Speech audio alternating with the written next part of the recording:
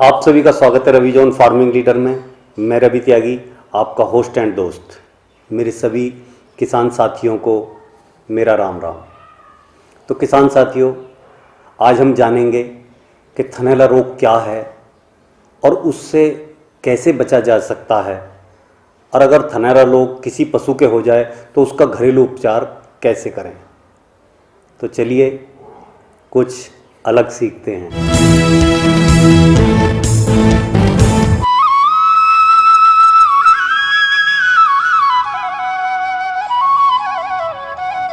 किसान भाइयों, हमारे चैनल को सब्सक्राइब करें और घंटी के बटन को जरूर दबाएं।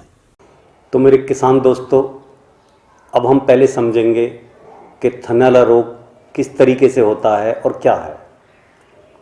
थनैला रोग में हमारी गाय, भैंस, बकरी जो भी है उसके थन में गांठ आ जाती है और खून आना भी शुरू हो जाता है और दूध जो है गांठ गांठ करके निकलता है और थन बंद हो जाता है। तो इसे जो है थनैला रोग कहते हैं। अब थनैला रोग किस तरीके से होता है, कैसे होता है। तो थनैला रोग 2% पशु के शरीर के अंदर से होता है। 98% थनैला रोग पशु के बाहर के प्रकृति से और हमारे वातावरण से होता है। तो पहले हम जानेंगे कि 2% में शरीर के अंदर से कैसे होता है।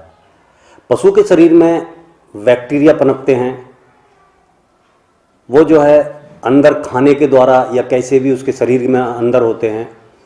तो उस बैक्टीरिया का नाम है ब्रुसेलोसिस और ट्यूबरक्लोसिस। ये बैक्टीरिया पशु को कमज़ोर कर देते हैं और उसके थन में थनैला रोग हो जाता है। कई बार इस बैक्टीरिया से गर्भपात या बांझपन का भी कारण बनता है। अब बात आती है 98% बाहर के वातावरण से। तो उस वातावरण में क्या होता है कि हमारा पशु जहाँ बनता है, जहाँ उसका थान है, जहाँ उसकी खोर है या जहाँ वह चारा खाता है, वहाँ गंदगी का रहना, सफाई ना होना, वहीं से बैक्टीरिया पशु के थन द्वारा उसके अंदर चला जाता है। अब वो जाता कैसे कैसे है कि हम जब अपने पशु का दूध काढ़ते हैं तो कोई ध्यान नहीं देते, बस ऐसे ही दूध काढ़ने लग जाते हैं। जबकि हमें जिस बर्तन में हम दूध काढ़ें उस बर्तन को अच्छे गर्म पानी से धो के और धूप में सुखा के हमें रखना चाहिए। दूसरे कई बार होता है दूधिया आते हैं एक जगह से दूसरी जगह, दूसरी जगह से तीसरी जगह, उन्हीं की बाल्टी होती है, वो लेके अपने घूमते रहते हैं और कहीं ना कहीं से बैक्टीरिया, गंदगी दूसरी जगह से भी हमारे यहाँ पे आ जाती है।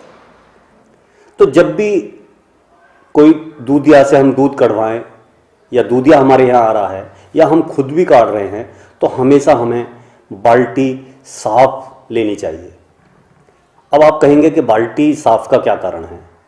होता क्या है कि हमारे बर्तन में जो पात्र है हमारा दुग्ध दोहन का, उस पात्र में बैक्टीरिया होता है और जब हम दूध काढ़ते हैं तो थन के जो छिद्र हैं वो थन के छिद्र खुल जाते हैं और बैक्टीरिया उनके द्वारा अंदर चला जाता है। उसी से हमारे पशु के थन में थनैला रोग हो जाता है। दूसरा क्या है कि जहाँ हमारा पशु बनता है, कई जगह तो ये होता है कि हम जहाँ चारा खिलाते हैं खोर पर, वहाँ दूध ना काढ़ें, उससे अलग जगह है वहाँ हम दूध काढ़ें। लेकिन मजबूरन कई किसान भाइयों की जगह कम होती है, उसे वहीं रहना है पशु को और वहीं दुग्ध दोहन का काम होना है। तो उसका मल मूत्र सब हमें बहुत अच्छे से साफ कर लेना चाहिए दूध काढ़ने के टाइम, क्योंकि वो मल मूत्र से भी बैक्टीरिया जो है पशु के थन द्वारा उसके अंदर जा सकता है। तो दोस्तों, कुल मिला के बात ये है कि हम 98% थनैला रोग की रोकथाम अपनी गौशाला या अपनी डेयरी या अपना जो हमारे पशु पालने का स्थान है या हमारा जो तबेला है भैंस का, उसे साफ सफाई रख के कर सकते हैं। 98%, केवल ओनली 2% की संभावना हो रहती है। अगर हम साफ सफाई अच्छी रखेंगे तो ये रोग हमारे पशु में नहीं आएगा। दूसरी बात, अगर किसी वजह से किसी भाई के पशु में ये रोग आ गया है तो अब हम उसका उपचार कैसे करें? तो हमारा घरेलू उपचार है। सभी घरों में ज़्यादातर ये चीज़ें होती हैं। हम उन चीज़ों से अपने पशु का उपचार कर सकते हैं। थोड़ा मेहनत वाला काम है, इसलिए आप उसे ध्यान से सुनें। और दूसरी बात, वीडियो थोड़ी लंबी हो सकती है क्योंकि बहुत कारगर वीडियो है, तो मैं हर पॉइंट को आपको अच्छे से समझाना चाहता हूं। अगर हम डॉक्टर को बुलाएं तो हमारा पैसा वेस्ट होगा। हम किसान हैं, मेहनती हैं, मेहनत कर सकते हैं, इसलिए हम पूरी लगन और मेहनत से अगर अपने पशु का ट्रीटमेंट अपने घरेलू उपचार से करेंगे तो ऊपर वाले ने चाहा तो वो जरूर ठीक हो जाएगा। तो उस उपचार के लिए हमें क्या चाहिए? आपने देखा होगा ग्वारपाठा या घृत कुमारी या एलोवेरा, उसके 3 नाम हैं। आप जिस भी नाम से उसे जान सकते हैं, जानें। तो 250 ग्राम हमें लेना है एलोवेरा। एलोवेरा प्रिज्म हुआ या रखा हुआ या किसी कंपनी का, या मतलब बाबाजी वाला या वो जो है पतंजलि, इस टाइप का नहीं होना चाहिए, फ्रेश चाहिए। और जितना ज़्यादा से ज़्यादा हो जंगली होना चाहिए। ये नहीं कि गमले में लगा हुआ है, वो इतना काम नहीं करेगा। ठीक है, तो 250 ग्राम एलोवेरा, 4 चम्मच हल्दी जो हमारे किचन में हमारी मसालदानी में पड़ी हुई है, 4 चम्मच हम वो ले लेंगे हल्दी। और 15 ग्राम लेंगे चूना। चूना वही जो पान में खाया जाता है। 30 ग्राम का एक पैकेट आता है उसका, उसमें से 15 ग्राम ले लेंगे। खाया तो मैंने नहीं है, लेकिन देखा है, तो वो 15 ग्राम हम उसमें डाल लेंगे। तो ये सामग्री हम इकट्ठा कर लेंगे और फिर उसे जो है मिक्सी में डाल के हम एक पेस्ट बना लेंगे। तो किसान साथियों, चलो ये सब हाथ से करके और बना के प्रैक्टिकल देखते हैं। तो साथियों, हमने एक ये चाकू ले लिया है और हम मिक्सी का जार साथ ही लेकर आए हैं। उसका कारण ये है कि अगर हम काट के अपने वहाँ तक ले जाएंगे तो इसका जेल टपक जाएगा और उसकी जो औषधीय गुण हैं वो ख़त्म हो जाएंगे।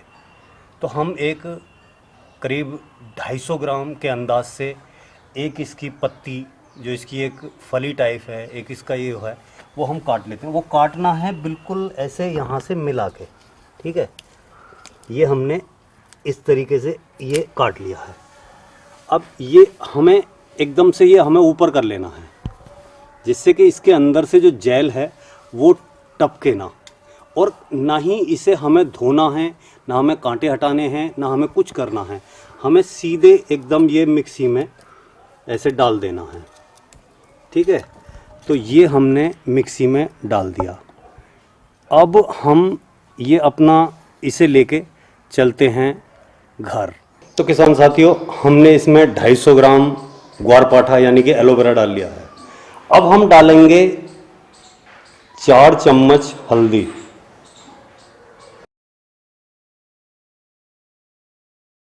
अब हम ये हमारा 30 ग्राम का पैकेट है चूने का, इस 30 ग्राम के पैकेट में से हम 15 ग्राम चूना डालेंगे।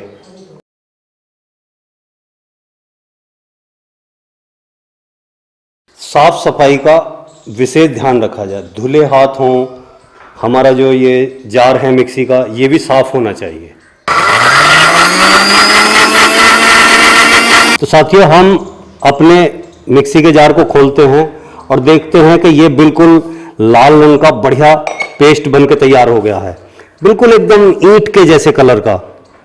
अब इसे हम आगे पानी में इसमें से 2 चम्मच निकाल के पानी में मिला लेते हैं।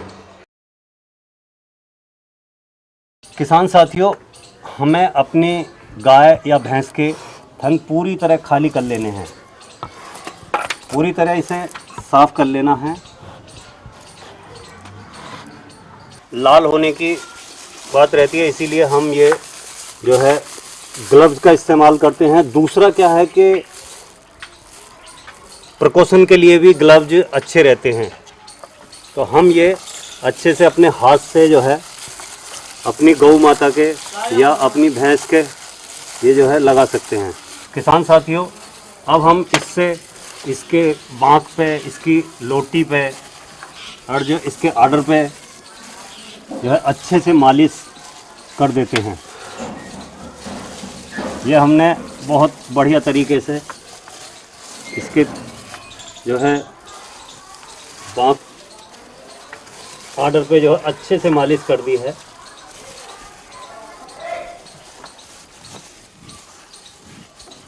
तो किसान साथियों, हमने ये पेस्ट लगाया अपनी गाय के।